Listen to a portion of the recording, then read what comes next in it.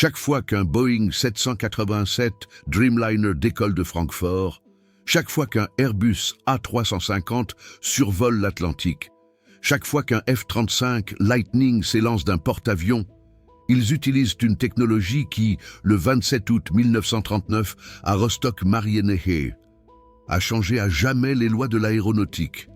86 ans d'évolution technologique, des milliards de dollars de coûts de développement, des milliers d'ingénieurs chez General Electric et Pratt & Whitney.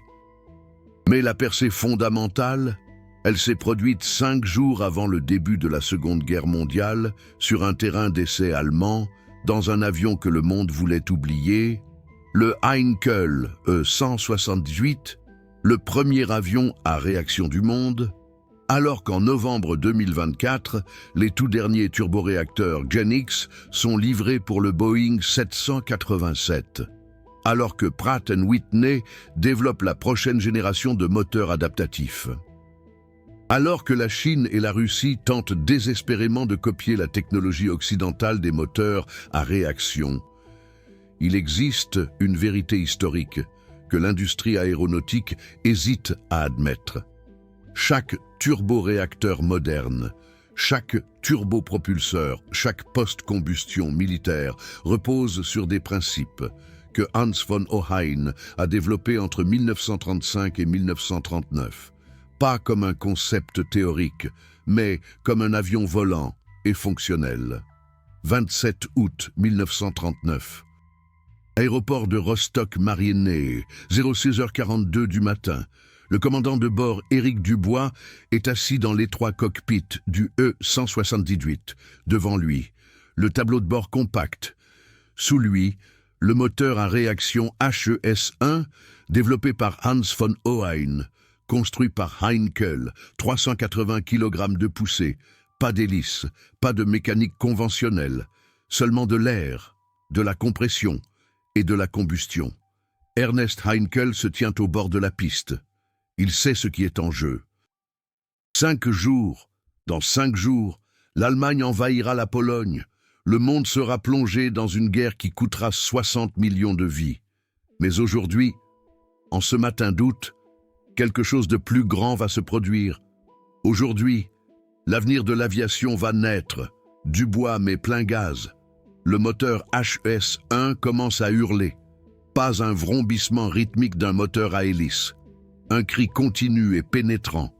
Le E-178 roule sur la piste en béton. 100 km par heure. 150, 180 à 220 km par heure. Dubois lève le nez, l'avion s'élève. Pour la première fois dans l'histoire de l'humanité, un avion vole sans hélice. 6 minutes de vol, 6 minutes qui allaient changer l'aviation pour toujours. Dubois atterrit en toute sécurité. Heinkel court sur le tarmac. Les techniciens s'embrassent. Ils ne savent pas exactement ce qu'ils ont accompli. Ils le soupçonnent seulement, mais à 180 km de là, dans une villa au bord du Wannsee à Berlin, quelqu'un d'autre soupçonne exactement ce que signifie cette technologie. Hermann Göring, ministre de l'aviation du Reich, commandant de la Luftwaffe, 3 semaines plus tard, le 20 septembre 1939, Göring est invité à la démonstration de Heinkel. La Pologne est tombée. La France et la Grande-Bretagne ont déclaré la guerre à l'Allemagne. La Luftwaffe domine le ciel d'Europe avec les chasseurs Bf-109 et Bf-110. Les Stuka Ju-87 et les bombardiers E-111, tous des avions à hélice, toute une technologie conventionnelle. Göring voit le E-168 voler. Il voit le moteur HES-1. Il entend le cri caractéristique du réacteur. Sa réaction, catastrophique pour l'Allemagne. Nous avons la supériorité aérienne. Nous n'avons pas besoin de jouets expérimentaux. Concentrez-vous sur la production de série, une décision qui prolongera la Seconde Guerre mondiale. Une décision qui coûtera des milliers de combats aériens supplémentaires.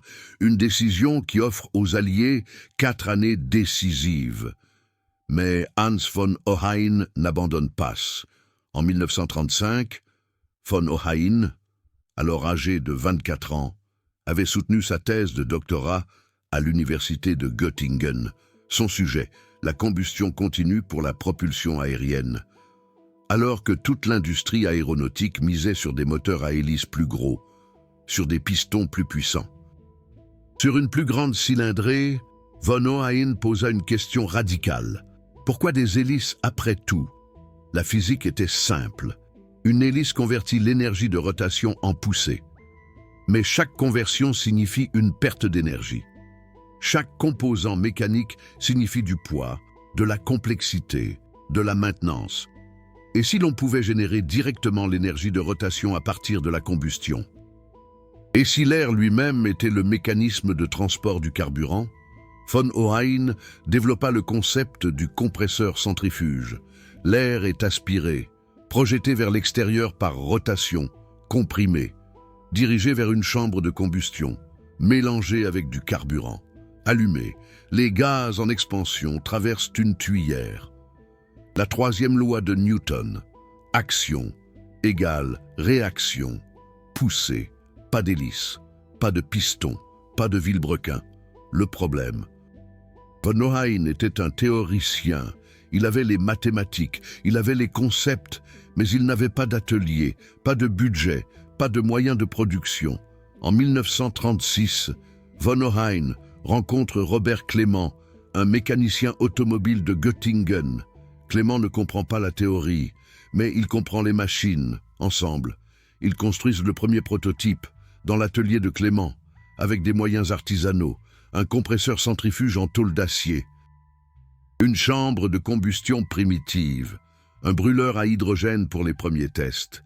Mars 1937, le prototype fonctionne, 250 newtons de poussée, pas assez pour un avion, mais assez pour une preuve. Le concept fonctionne. Von Ohain a besoin d'un partenaire industriel. Il contacte Ernest Heinkel. Heinkel est en 1937 l'un des constructeurs aéronautiques les plus innovants d'Allemagne. CE-70 et CE-511 sont des chefs d'œuvre technologiques de la construction aéronautique conventionnelle. Mais Heinkel va plus loin. Il a déjà expérimenté les moteurs à fusée. Il a rencontré Werner von Braun. Il comprend que l'avenir de l'aviation ne réside pas dans des hélices plus grosses. Heinkel lit le rapport de von Ohain. Il ne comprend pas complètement les mathématiques, mais il comprend le potentiel. Il donne à von Ohain un contrat de travail. Un laboratoire propre à Rostock-Marinehew, une équipe d'ingénieurs, un budget illimité, développer un moteur à réaction capable de voler. Peu importe ce que cela coûte. 1937 à 1939, 18 mois d'enfer.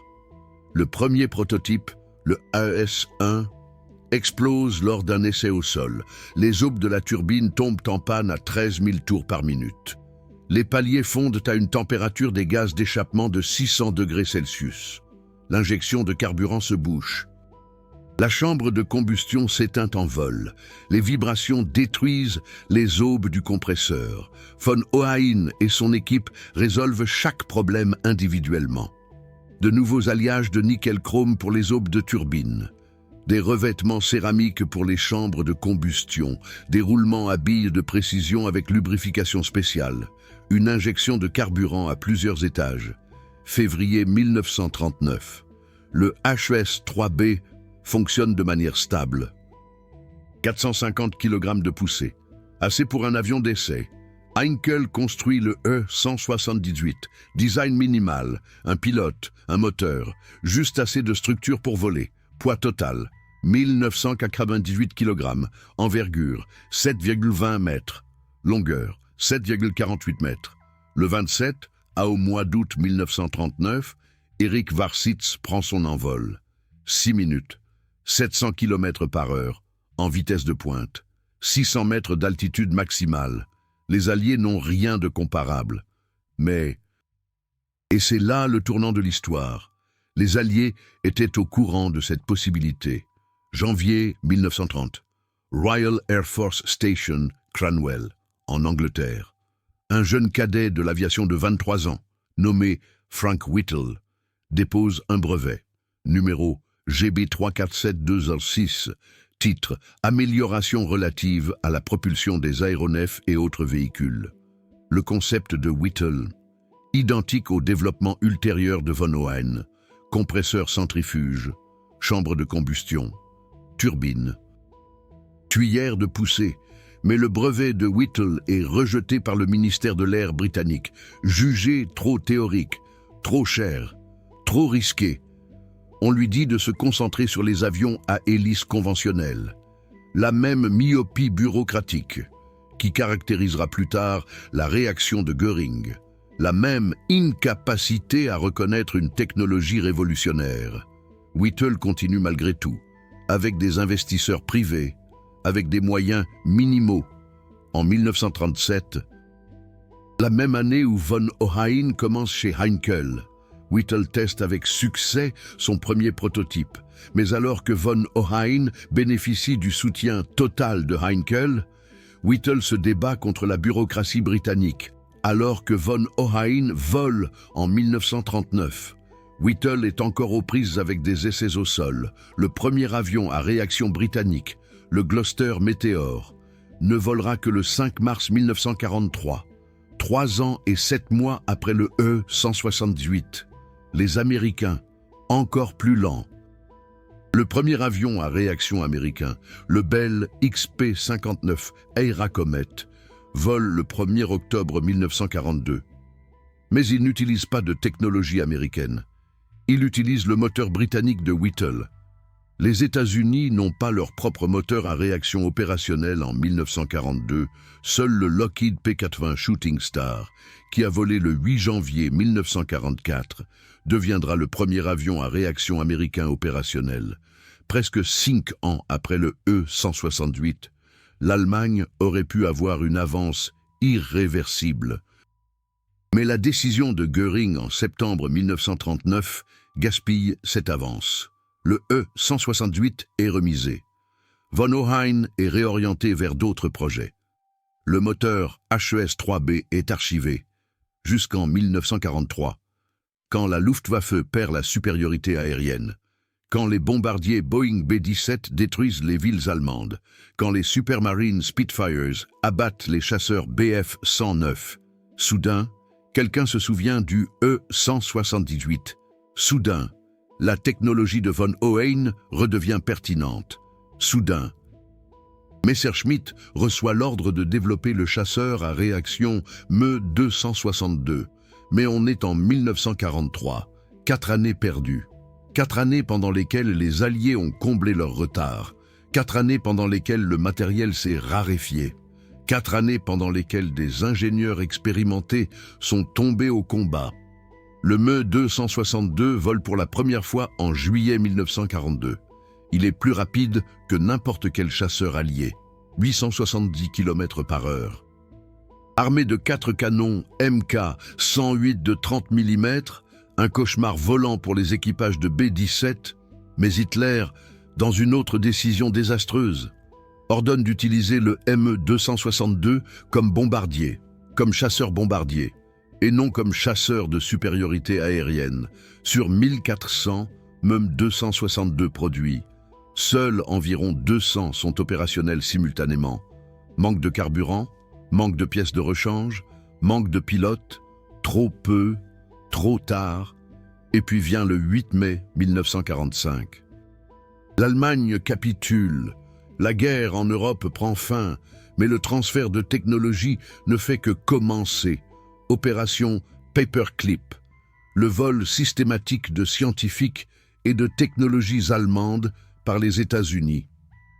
Hans von Ohain est interrogé par des officiers américains à l'été 1945. Ses documents sont confisqués. Ses prototypes sont transportés à Wright Field dans l'Ohio. Ses dessins sont copiés. En mars 1947, les Américains proposent un contrat à von Ohain. Venez aux États-Unis, travailler pour l'Air Force, ou rester en Allemagne, en ruine, sans laboratoire, sans avenir. Von Ohain signe. Il devient citoyen américain. Il travaille pour la Wright-Patterson Air Force Base. Il développe la prochaine génération de moteurs à réaction américains. L'ironie, la technologie allemande de von Ohain devient le fondement de la supériorité aérienne américaine. 1947, les Soviétiques lancent leur propre opération. Opération Osso-Aviakim. Dans la nuit du 21 au 22 octobre 1946, les troupes soviétiques déportent 2500 ingénieurs allemands et leurs familles en URSS. Parmi eux, des ingénieurs motoristes de Junkers et BMW. Leur savoir est directement injecté dans les programmes soviétiques de moteurs à réaction, le Mikulin AM5, le Klimov VK1, le Tumansky RD9. Tous basés sur des concepts allemands, tous développés par des ingénieurs allemands déportés ou ayant émigré volontairement. 1950, la guerre de Corée. Les F-86 sabres américains rencontrent les MiG-15 soviétiques, 2 chasseurs à réaction, 2 descendants de la technologie allemande.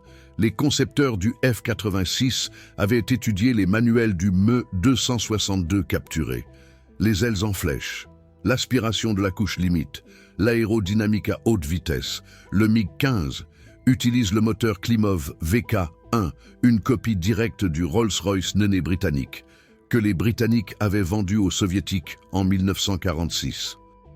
Dans l'une des décisions de transfert de technologie les plus stupides de l'histoire. Mais le F-86 et le MiG-15 reposent tous deux sur un principe fondamental. Le principe que Hans von Ohain avait prouvé le 27 août 1939. Air, compression, combustion, poussée, 1952, de Havilland Comet, le premier avion de ligne à réaction au monde, 4 turboréacteurs de Havilland Ghost, conception à compresseur centrifuge, directement dérivé des travaux de Frank Whittle. Les travaux de Whittle étant eux-mêmes nés parallèlement au concept de von Ohain. 1958, Boeing 707. L'avion qui a démocratisé le transport aérien commercial, 4 turboréacteurs Pratt & Whitney JT3C, développés grâce aux connaissances issues des documents allemands sur les moteurs capturés, développés par des ingénieurs qui avaient étudié les moteurs Mu-262 Jumeau 004, 1970, Boeing 747, le premier avion de ligne à fuselage large. 4 turboréacteurs à double flux Pratt & Whitney JT9D, une évolution du concept de turboréacteur. Mais le principe fondamental, compression de l'air par rotation. Le principe de von Ohain. 1988, Airbus A320, le premier avion de ligne doté d'une commande de vol électrique numérique. 2 turboréacteurs CFM56, développés par CFM International. Une coentreprise entre General Electric et Safran. Le programme de moteurs à réaction de GE a commencé par l'analyse des moteurs allemands après 1945, 2011, Boeing 787 Dreamliner, l'avion de ligne long courrier le plus efficace de l'histoire, 2 turboréacteurs General Electric GEnx ou Rolls-Royce Trent 1000, le GEnx développe de 280 à 340 kN de poussée. C'est 700 fois la poussée du Chess 1 de von Ohain. Mais le principe, identique. L'air est aspiré, conduit à travers un compresseur axial. Une évolution du compresseur centrifuge de von Ohain, comprimé à un rapport de pression de 40.1, conduit dans une chambre de combustion, mélangé avec du kérosène, allumé à 1600 degrés Celsius. Les gaz en expansion actionnent une turbine. La turbine actionne le compresseur et le ventilateur. Les gaz restants sont expulsés par la tuyère de poussée. Le HS-1 de von Ohain avait atteint un taux de compression de 3.1. Les moteurs GEnx modernes atteignent 40.1. Mais la thermodynamique fondamentale, la même. 2024. Pratt & Whitney XA501 Adaptive Cycle Engine, développé pour la prochaine génération d'avions de combat. Taux de dilution variable, thermodynamique adaptative, Intelligence artificielle pour l'optimisation en temps réel, le moteur à réaction le plus complexe jamais construit. Mais si vous lisez la documentation des brevets, si vous étudiez les spécifications techniques, si vous analysez les diagrammes thermodynamiques, vous le voyez, page 47, section 3.2, principes fondamentaux de la conception du compresseur. Citation. Basé sur les principes de compression centrifuge et axiale établis au début du développement du turboréacteur entre 1935 et 1945. Hans von Ohain n'est pas nommé, mais ses empreintes digitales sont partout. Décembre 2024. Un Boeing 787-9 Dreamliner décolle de l'aéroport de Francfort. Vol LH400 à destination de New York JFK. Deux turboréacteurs General Electric GNX 1B. Chaque moteur développe 320 kN de poussée, 350 passagers à bord. Vitesse de croisière, 913 km/h. Altitude de croisière, 13 100 mètres. Les passagers pensent à des rendez-vous d'affaires, à des vacances, à de la famille en Amérique. Ils ne pensent pas à la technologie qui les transporte au-dessus de l'Atlantique. Ils ne pensent pas aux 86 années de développement qui rendent ce voyage possible. Ils ne pensent pas à un ingénieur allemand qui, en 1939, a changé l'aviation pour toujours. Mais les turboréacteurs hurlent, le cri caractéristique du réacteur. Un bruit qu'Eric Varsitz a entendu pour la première fois le 27 août 1939. Le même bruit que l'on entend aujourd'hui dans chaque aéroport international du monde.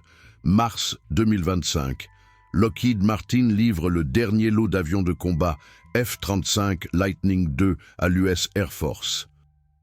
Chaque F-35 utilise un turboréacteur Pratt & Whitney F-135 avec post-combustion. 191 kN de poussée sans post-combustion. 285 kN avec post-combustion. Le F-35 coûte 80 millions de dollars l'unité. L'ensemble du programme F-35 a coûté plus de 400 milliards de dollars. Le système d'armes le plus cher de l'histoire de l'humanité, mais la percée fondamentale qui rend le F-35 possible, cela a coûté à Ernst Heinkel environ 500 000 Reichsmarks, environ 2 millions de dollars en monnaie actuelle. Hans von Ohain a développé le premier moteur à réaction fonctionnelle en 18 mois, avec une équipe de 12 ingénieurs, dans un seul laboratoire à Rostock-Marienhöhe. Pratt & Whitney emploie aujourd'hui 38 000 personnes. General Electric Aviation emploie 52 000 personnes. Les deux entreprises dépensent des milliards chaque année en recherche et développement. Les deux s'appuient sur des fondations qu'un ingénieur allemand de 28 ans a posées en 1939. Voici la question que personne ne pose. Que se serait-il passé si Göring avait décidé autrement en septembre 1939? Que se serait-il passé si l'Allemagne avait immédiatement mis en production de masse la technologie du H-168? Que se serait-il passé si la Luftwaffe avait disposé de chasseurs à réaction en 1940? Alors que la RAF volait encore sur des Hurricanes et des Spitfires? Alors que les Soviétiques utilisaient encore des avions à hélice I-16 et l'AGG-3, la bataille d'Angleterre, le combat aérien au-dessus de la Manche à l'été 1940, Hurricane contre Bf-109, Spitfire contre Bf-110, à peu près égaux, la RAF perd 1023 avions, la Luftwaffe perd 1887 avions, l'Allemagne perd la supériorité aérienne, Hitler reporte l'invasion de la Grande-Bretagne. Mais que se serait-il passé si la Luftwaffe avait eu à la place des chasseurs à réaction E-280 une évolution du H-168 armé de mitrailleuses, 700 km/h contre 550 km/h, vitesse maximale du Spitfire, un avantage de 150 km/h. Aucun chasseur britannique ne pourrait rattraper un chasseur à réaction allemand. Chaque pilote allemand pourrait décider quand attaquer, quand se retirer. La bataille d'Angleterre aurait été perdue en 1940. Mais Göring en a décidé autrement. Et cette décision a sauvé le monde libre. Pas la supériorité alliée, pas le courage britannique, pas la capacité de production américaine, la bureaucratie allemande, l'arrogance allemande, la myopie allemande, les mêmes erreurs qui ont presque détruit Frank Whittle en Grande-Bretagne, les mêmes erreurs qui freinent l'innovation encore et encore, les mêmes erreurs qui retardent les technologies révolutionnaires jusqu'à ce que les penseurs conventionnels les acceptent. Hans von Ohain est décédé le 13 mars 1998 à Melbourne, en Floride. 86 ans, citoyen américain, honoré de la médaille Guggenheim, de la médaille nationale des sciences, un pionnier de l'aviation, mais en Allemagne, largement oublié. Le E-168 ne figure pas dans les manuels scolaires. Le 27 août 1939, pas de jour de commémoration nationale. Parce que c'est une vérité inconfortable. L'Allemagne a développé le premier avion à réaction. L'Allemagne avait une avance technologique de 4 ans. L'Allemagne aurait pu révolutionner la guerre aérienne. Mais l'Allemagne a gaspillé cette avance par arrogance et par de mauvaises décisions. Et aujourd'hui, les F-35 américains volent avec la technologie allemande.